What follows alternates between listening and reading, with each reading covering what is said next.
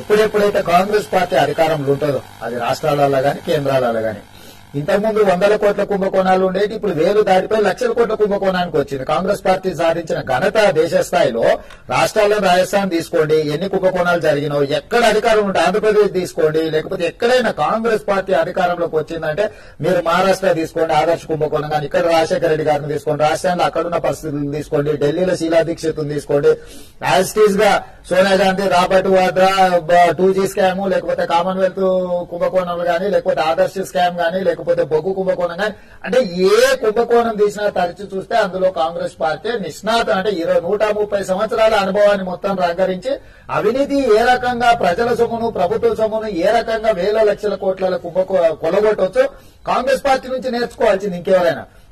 అయితే ఈ సందర్భంగా 10 సంవత్సరాల అధికారంలో ఉన్న తర్వాత నిన్న మన అవినీతికి వ్యతిరేకంగా రాహుల్ గాంధీ మాట్లాడుతున్నారు దిగిపోయి ఉండాలి. ఇది చాలా ఆశ్చర్యకరం. గత 10 సంవత్సరాల నుంచి వారు పార్లమెంట్ సభ్యుడు, పార్లమెంట్ లోనే ఉన్నారు.